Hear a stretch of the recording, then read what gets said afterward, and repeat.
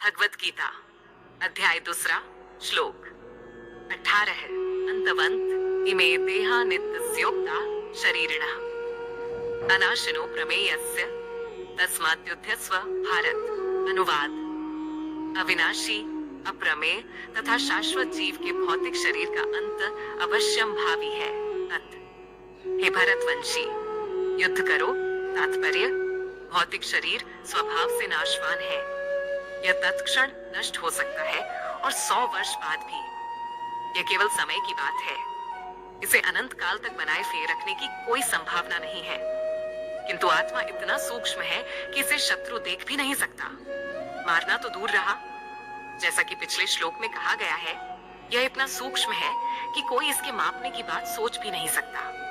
अतः दोनों ही दृष्टि से शोक का कोई कारण नहीं है, क्योंकि जीव जिस रूप में है, न तो उसे मारा जा सकता है, न ही शरीर को कुछ समय तक या स्थायी रूप से बचाया जा सकता है। पूर्ण आत्मा के सूक्ष्म कण अपने कर्म के अनुसार ही यह शरीर धारण करते हैं। अतः धार्मिक नियमों का पालन करना चाहिए। वेदांत सूत्र में जीव को प्रकाश बताया गया है, क्योंकि वह परम प्रकाश का अंश है।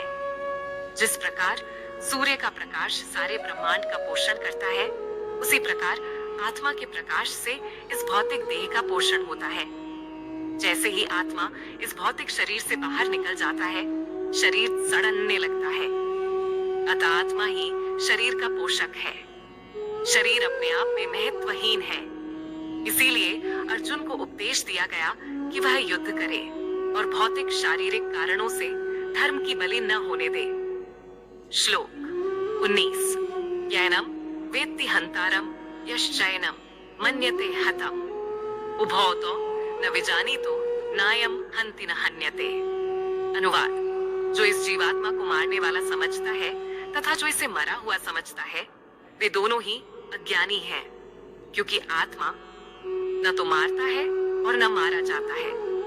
तात्पर्य: जब देहधारी जीव को किसी घातक हथियार से आघात पहुंचाया जाता है, तो यह समझ लेना चाहिए कि शरीर के भीतर का जीवात्मा मरा नहीं। आत्मा इतना सूक्ष्म है कि इसे किसी तरह के भौतिक हथियार से मार पाना असंभव है, जैसा कि अगले श्लोकों से स्पष्ट हो जाएगा। न ही जीवात्मा अपने आध्यात्मिक स्वरूप के कारण वध्य है। जिसे मारा जाता है या जिसे मरा हुआ समझा जाता है, वह केवल शरीर होता है। किंतु इसका तात्पर्य शरीर के वध को प्रोत्साहित करना नहीं है। वैदिक आदेश है, मां हिंस्यात् सर्वभूतानि, किसी भी जीव की हिंसा न करो। नहीं जीवात्मा अवध्य है का अर्थ यह है कि पशु हिंसा को प्रोत्साहन दिया जाए। किसी भी जीव के शरीर की अनधिकार हत्या करना निंद्य है और राज्य तथा भगवत विधान के द्वारा दंडनीय है। किंतु अर्जुन को तो धर्म के नियमानुसार मारने के लिए नियुक्त किया जा रहा था, किसी पागलपनवश नहीं दिया जाए।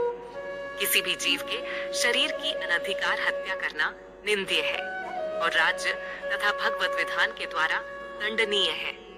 किंतु अर्जुन को तो धर्म के नियमानुसार मारने के लिए नियुक्त किया जा रहा था, किसी पागलपनवश नहीं।